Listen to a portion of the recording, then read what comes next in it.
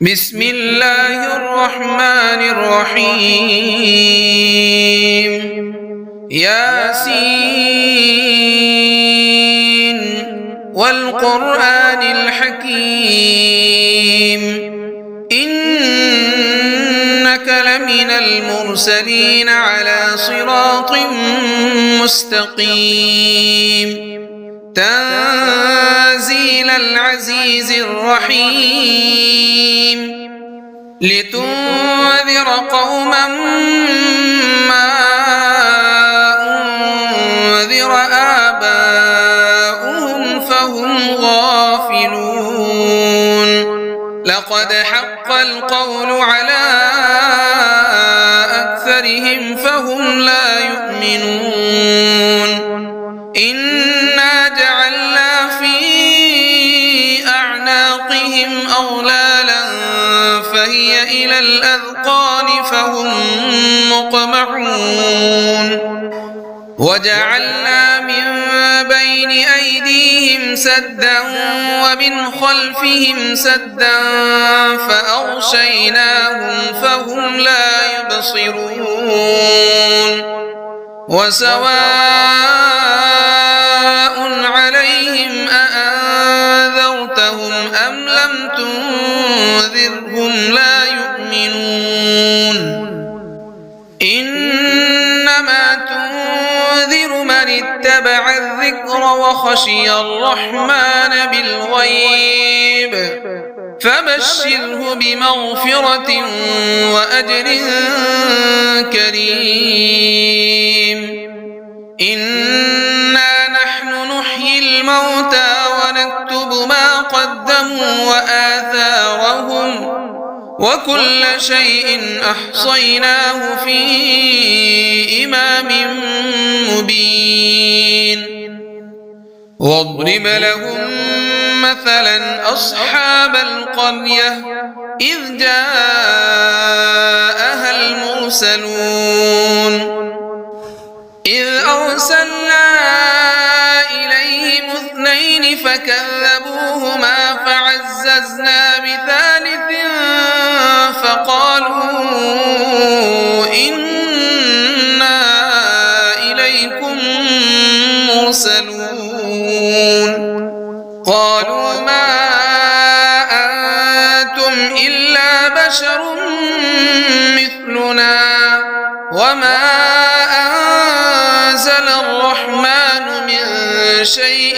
إن أنتم إلا تكذبون قالوا ربنا يعلم إنا إليكم لمرسلون وما علينا إلا البلاغ المبين قالوا إنا تطيرنا بكم لئن لم تنتهوا لنرجمنكم وليمسنكم منا عذاب أليم قالوا طائركم معكم أئن ذكرتم بل أنتم قوم مسرفون وجاء من أقصى المدينة رجل يسعى قال يا قوم اتبعوا المرسلين اتبعوا من لا يسألكم أجرا وهم مهتدون وما لي لا أعبد الذي فطرني وإليه ترجعون أأتخذ من دونه آلهة إن يردني الرحمن بضر لا تغن عني شفاعتهم شيئا ولا ينقذون إني إذا لفي ضلال مبين إني آمنت بربكم فاسمعون قال يا ليت قومي يعلمون بما غفر لي ربي وجعلني من المكرمين وما أنزلنا على قومه من بعده من جند من السماء وما كنا منزلين إن كانت إلا صيحة واحدة فإذا هم خامدون يا حسرة على العباد ما يأتيهم من رسول إلا كانوا به يستهزئون ألم يروا كم أهلكنا قبلهم من القرون أنهم إليهم لا يرجعون وإن كل لما جميع لدينا محضرون وآية لهم الأرض الميتة أحييناها وأخرجنا منها حبا فمنه يأكلون وجعلنا فيها جنات من نخيل وأعناب وفجرنا فيها من العيون ليأكلوا من ثمره وما عملته أيديهم أفلا يشكرون سبحان الذي خلق الأزواج كلها مما تنبت الأرض ومن أنفسهم ومما لا يعلمون وآية لهم الليل نسلخ منه النهار فإذا هم مظلمون والشمس تجري لمستقر لها ذلك تقدير العزيز العليم والقمر قدرناه منازل حتى عاد كالعرجون القديم لا الشمس ينبغي لها أن تدرك القمر ولا الليل سابق النهار وكل في فلك يسبحون وآية لهم أنا حملنا ذريتهم في الفلك المشحون وخلقنا لهم من مثله ما يركبون وإن نشأ نغرقهم فلا صريخ لهم ولا هم ينقذون إلا رحمة منا ومتاع إلى حين وإذا قيل لهم اتقوا ما بين أيديكم وما خلفكم لعلكم ترحمون وما تأتيهم من آية من آيات ربهم إلا كانوا عنها معرضين وإذا قيل لهم أنفقوا مما رزقكم الله قال الذين كفروا للذين آمنوا أنطعم من لو يشاء الله أطعمه إن أنتم إلا في ضلال مبين ويقولون متى هذا الوعد إن كنتم صادقين ما ينظرون إلا صيحة واحدة تأخذهم وهم يخصمون فلا يستطيعون توصية خشية ولا إلى أهلهم يرجعون ونفخ في الصور فإذا هم من الأجداث إلى ربهم ينسلون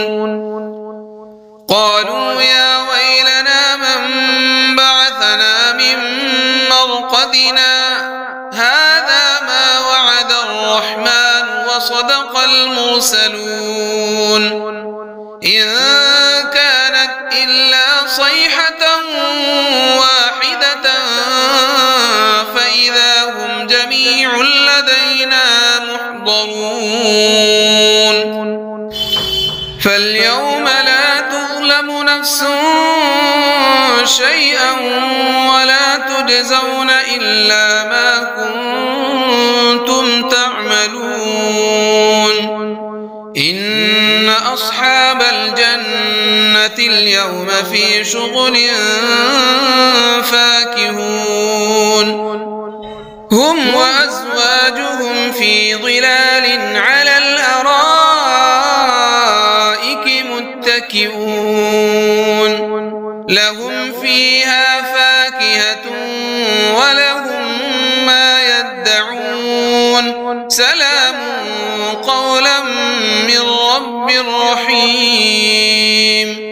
وامتازوا اليوم أيها المجرمون ألم أعهد إليكم يا بني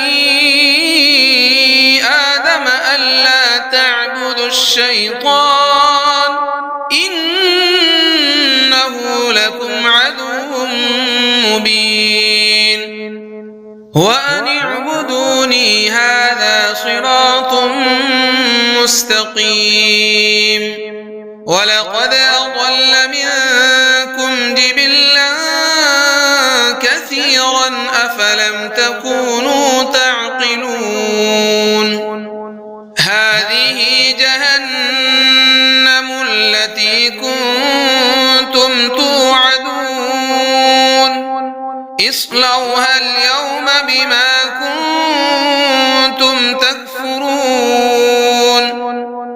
اليوم نختم على أفواههم وتكلمنا أيديهم وتشهد أرجلهم بما كانوا يكسبون ولو نشاء لطمسنا على أعينهم فاستبقوا الصراط فأنى يبصرون ولو نشاء لمسخناهم على مكانتهم فما استطاعوا مضيا ولا يرجعون ومن نعمره ننكسه في الخلق أفلا يعقلون وما علمناه الشعر وما ينبغي له إن هو إلا ذكر وقرآن مبين لينذر من كان حيا ويحق القول على الكافرين أولم يروا أنا خلقنا لهم مما عملت أيدينا أنعاما فهم لها مالكون وذللناها لهم فمنها ركوبهم ومنها يأكلون ولهم فيها منافع ومشارب أفلا يشكرون واتخذوا من دون الله آلهة لعلهم ينصرون لا يستطيعون نصرهم وهم لهم جند محضرون فلا يحزنك قولهم إنا نعلم ما يسرون وما يعلنون أولم ير الإنسان أنا خلقناه من نطفة خصيم مبين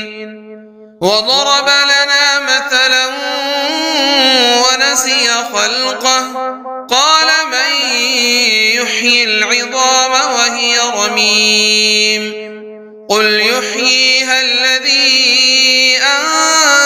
أنشأها أول مرة وهو بكل خلق عليم الذي جعل لكم من الشجر الأخضر نارا فإذا أنتم منه توقدون أوليس الذي خلق السماوات والأرض بقادر على أن يخلق مثلهم بلى وهو الخلاق العليم إنما أمره إذا أراد شيئا أن يقول له كن فيكون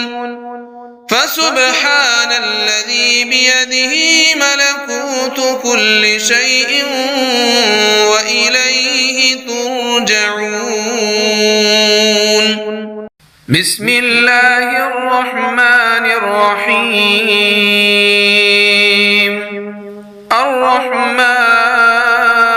الرحمن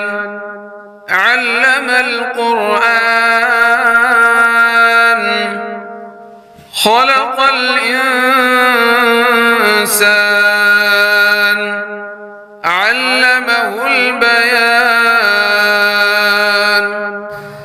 الشمس والقمر بحسبان والنجم والشجر يسجدان والسماء رفعها ووضع الميزان ألا تطغوا في الميزان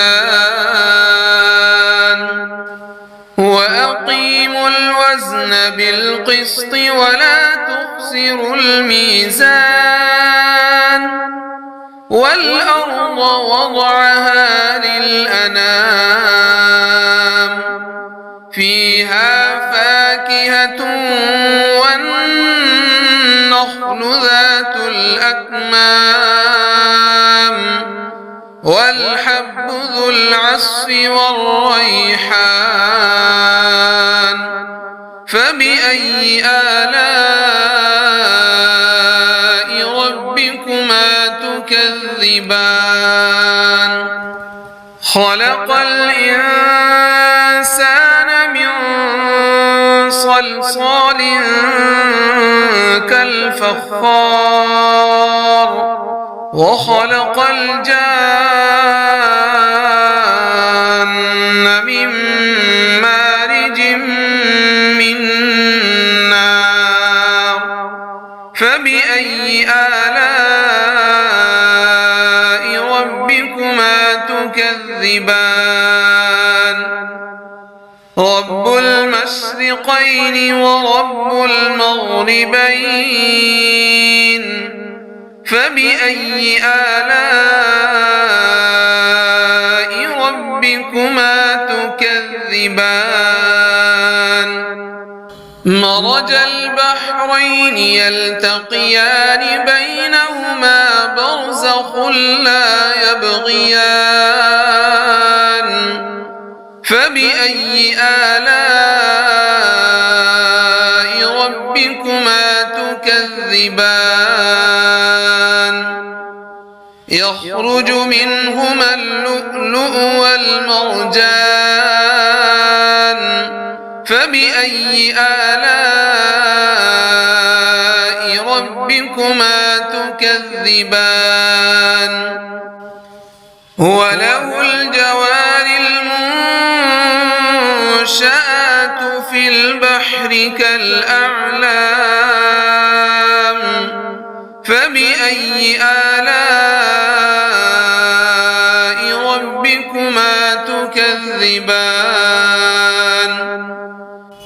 كل من عليها فان ويبقى وجه ربك ذو الجلال والإكرام فبأي آلاء ربكما تكذبان يسأله من في السماوات والأرض كل يوم هو في شأن فبأي آلاء ربكما تكذبان سنفرغ لكم أيها الثقلان فبأي آلاء ربكما تكذبان يا معشر الجن والإنس إن استطعتم أن تنفذوا من أقطار السماوات والأرض فانفذوا لا تنفذون إلا بسلطان فبأي آلاء ربكما تكذبان يرسل عليكما شواظ من نار ونحاس فلا تنتصران فبأي آلاء ربكما تكذبان فإذا انشقت السماء فكانت وردة كالدهان فبأي آلاء ربكما تكذبان فيومئذ لا يسأل عن ذنبه إنس ولا جان فبأي آلاء ربكما تكذبان يعرف المجرمون بسيماهم فيؤخذ بالنواصي والأقدام فبأي آلاء ربكما تكذبان هذه جهنم التي يكذب بها المجرمون يطوفون بينها وبين حميم آن فبأي آلاء ربكما تكذبان ولمن خاف مقام ربه جنتان فبأي آلاء ربكما تكذبان ذواتا أفنان فبأي آلاء ربكما تكذبان فيهما عينان تجريان فبأي آلاء ربكما تكذبان فيهما من كل فاكهة زوجان فبأي آلاء ربكما تكذبان متكئين على فرش بطائنها من استبرق وجنى الجنتين دان فبأي آلاء ربكما تكذبان فيهن قاصرات الطرف لم يطمثهن إنس قبلهم ولا جان فبأي آلاء ربكما تكذبان كأنهن الياقوت والمرجان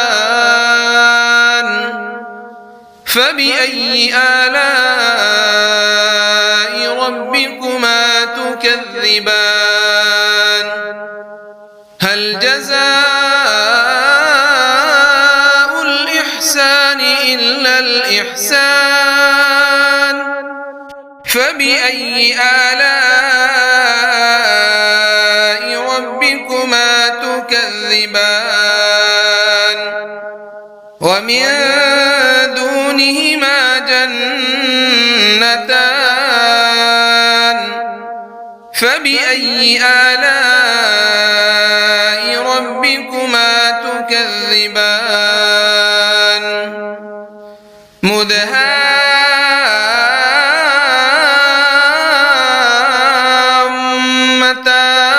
مدهامتان فبأي آلاء ربكما تكذبان فيهما عينان نضاختان فبأي آلاء ربكما تكذبان فيهما فاكهة ونخل ورمان فبأي آلاء ربكما تكذبان فيهن خيرات حسان فبأي آلاء ربكما تكذبان حور مقصورات في الخيام فبأي آلاء ربكما تكذبان لم يطمثهن إنس قبلهم ولا جان فبأي آلاء ربكما تكذبان متكئين على رفرف خضر وعبقري حسان فبأي آلاء ربكما تكذبان تبارك اسم ربك ذي الجلال والإكرام بسم الله الرحمن الرحيم تبارك الذي بيده الملك وهو على كل شيء قدير الذي خلق الموت والحياة ليبلوكم أيكم أحسن عملا وهو العزيز الغفور الذي خلق 7 سماوات طباقا ما ترى في خلق الرحمن من تفاوت فارجع البصر هل ترى من فطور ثم ارجع البصر كرتين ينقلب إليك البصر خاسئا وهو حسير ولقد زينا السماء الدنيا بمصابيح وجعلناها رجوما للشياطين وأعتدنا لهم عذاب السعير وللذين كفروا فليأتوا بربهم عذاب جهنم وبئس المصير إذا ألقوا فيها سمعوا لها شهيقا وهي تفور تكاد تميز من الغيظ كلما ألقي فيها فوج سألهم خزنتها ألم يأتكم نذير قالوا بلى قد جاءنا نذير فكذبنا وقلنا ما نزل الله من شيء إن أنتم إلا في ضلال كبير وقالوا لو كنا نسمع أو نعقل ما كنا في أصحاب السعير فاعترفوا بذنبهم فسحقا لأصحاب السعير إن الذين يخشون ربهم بالغيب لهم مغفرة وأجر كبير وأسروا قولكم أو اجهروا به إنه عليم بذات الصدور ألا يعلم من خلق وهو اللطيف الخبير هو الذي جعل لكم الأرض ذلولا فامشوا في مناكبها وكلوا من رزقه وإليه النشور أأمنتم من في السماء أن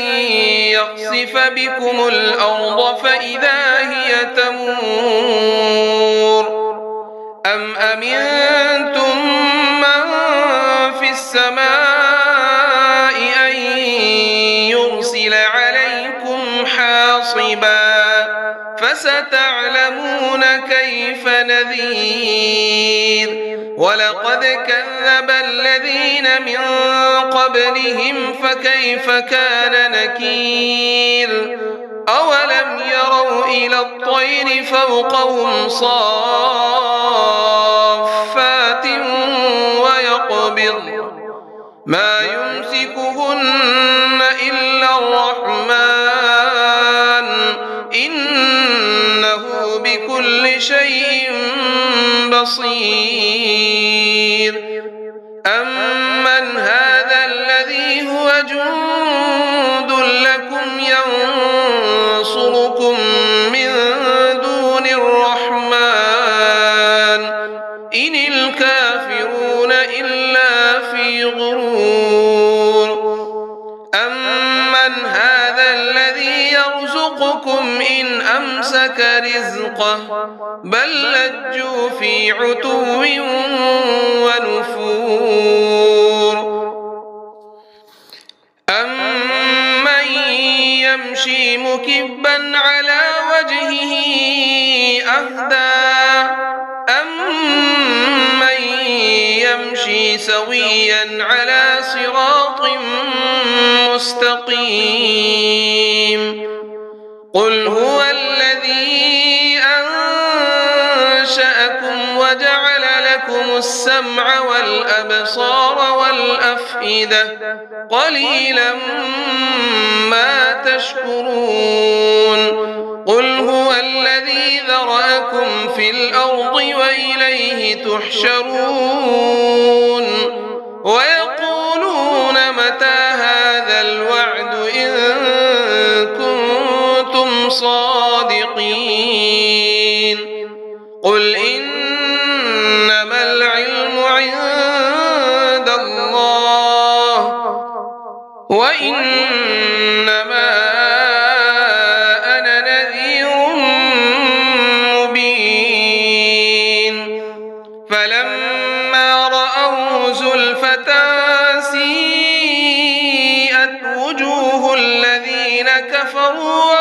إسرائيل هذا الذي كنتم به تدعون قل أرأيتم إن أهلكني الله ومن معي أو رحمنا فمن يجير الكافرين من عذاب أليم قل هو الرحمن آمنا به وعليه توكلنا فستعلمون من هو في ضلال مبين